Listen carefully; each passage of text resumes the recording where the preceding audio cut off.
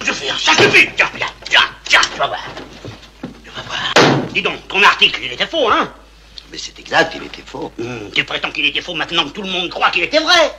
Ben, c'est pourtant vrai. Mais qu'est-ce qui est vrai, que tout le monde croit qu'il était vrai? Mais non, c'est pourtant vrai qu'il était faux. C'est pourtant vrai qu'il était faux. Oui, enfin bon, alors admettons ce mensonge. Justement, parce que j'avais menti. Tu mens. Il ment. Est-ce que vous m'avez accusé de mentir quand je disais que j'avais menti ou d'avoir menti quand je disais... Oh non, tais-toi. Deuxième point, c'était relatif à une polémique malheureuse qu'on a entendue ces derniers mois sur l'accord partenariat économique entre le Rwanda et le Congo, surtout sur une prétendue cession de partie du territoire congolais au Rwanda. Et donc nous sommes venus ici réaffirmer que cette polémique malheureuse n'a pas lieu d'être, puisque la République du Congo n'a pas cédé la moindre portion du territoire congolais au Rwanda et n'a vendu la moindre terre, n'a donné la moindre terre au Rwanda. Il y a simplement eu des accords de partenariat économique où des entreprises rwandaises sont venues explorer des opportunités d'investissement dans le domaine agricole, comme des entreprises congolaises pourraient aussi venir au Rwanda explorer les mêmes opportunités d'investissement dans le domaine agricole. J'ai dit à son Excellence, Monsieur le Président, qu'il s'agit bien entendu d'une polémique qui a été créée, entretenue par des groupes politiques pour s'en prendre au Président, à ses réalisations et au gouvernement, mais que nous, gouvernement rwandais, nous sommes prêts vraiment à faire cette pédagogie pour expliquer la nature exacte de nos accords, qui sont en fait des accords gagnant-gagnant. Je fais un sacrifice. Tiens, tu vas voir. Dis donc, ton article, il était faux, hein? Mais c'est exact, il était faux. Tu prétends qu'il était faux maintenant que tout le monde croit qu'il était vrai. Ben, c'est pourtant vrai. Mais qu'est-ce qui est vrai, que tout le monde croit qu'il était vrai? Mais non, c'est pourtant vrai qu'il était faux. C'est pourtant vrai qu'il était faux. Oui, enfin bon, alors admettons ce mensonge. Justement, parce que j'avais menti. Tu mens. Il ment. Est-ce que vous m'avez accusé de mentir quand je disais que j'avais menti ou d'avoir menti quand je disais... Oh non, tais-toi.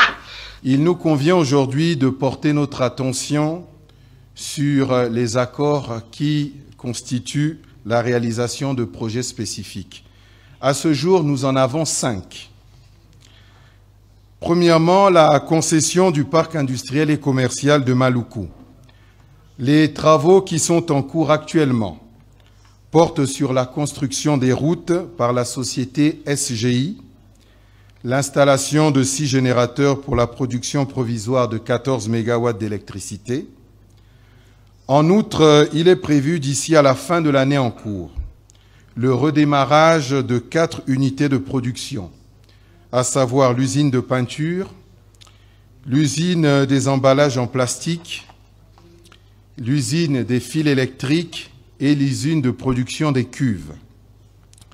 La partie congolaise, notamment par le biais du ministère de l'Énergie et de l'Hydraulique, a été saisie pour la réalisation des travaux de fourniture d'eau et d'électricité, et le ministère en charge des télécommunications pour l'approvisionnement de la connexion Internet.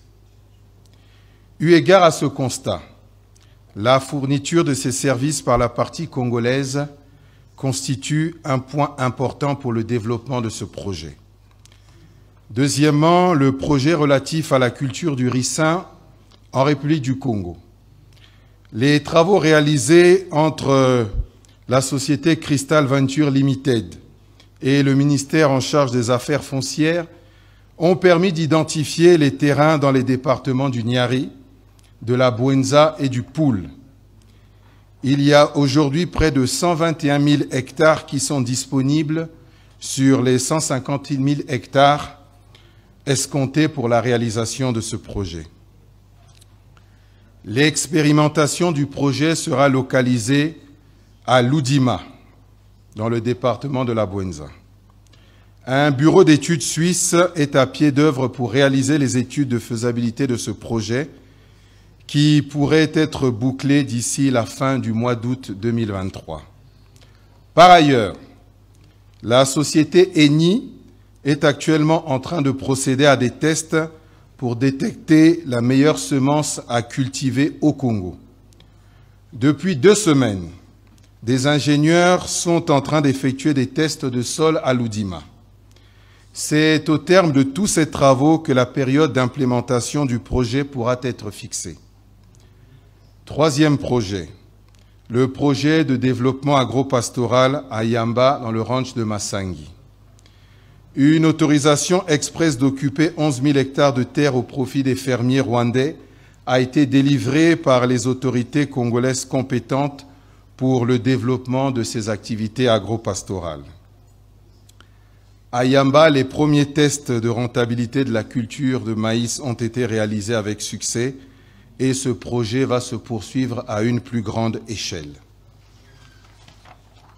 4e projet, le projet d'exploitation minière. Suite aux travaux menés avec le ministère de l'Industrie minière et de la Géologie, la société Crystal Venture avait obtenu 4 permis de recherche et actuellement elle bénéficie d'un permis d'exploitation de la mine de Kanga Michopo dont le délai d'exploitation va démarrer à la fin du mois d'août 2023. Le 5e projet qui consiste à la réalisation du port sec de Dolisie, à ce jour n'a pas connu de développement particulier, mais nous avons bon espoir que dans les mois qui vont suivre, les 2 parties vont entamer des discussions pour également faire avancer ce projet.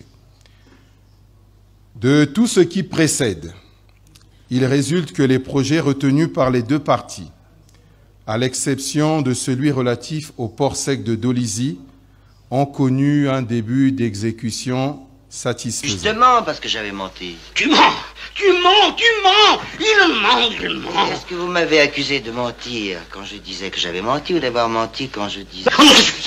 Tais-toi. Au moment où Denis Sassou Nguesso et son fils grand voleur et autres traîtres ne seront plus au pouvoir, c'est une affaire d'État, c'est une affaire entre le Congo et le Rwanda. Et on a voulu vendre une partie de notre territoire. Et on ne lâchera rien. C'est une affaire d'État. Les gens doivent être punis, quels que soient les moyens qui seront utilisés par l'État congolais à l'achat de Sassou Nguesso. Donc, continuez à éduquer, à informer, à sensibiliser, à mobiliser les Congolais du nord au sud, de l'est à l'ouest et toutes les générations jusqu'à la chute de Sassou. Au moment que Sassou va tomber, ça sera l'un des premiers dossiers sensibles de la presse Sassou Nguesso. Et justice sera rendue. Les gens iront en prison pour de nombreuses années. Et les Rwandais devraient rembourser ce hold-up, ce coup foiré qu'il a voulu faire contre nous et notre territoire.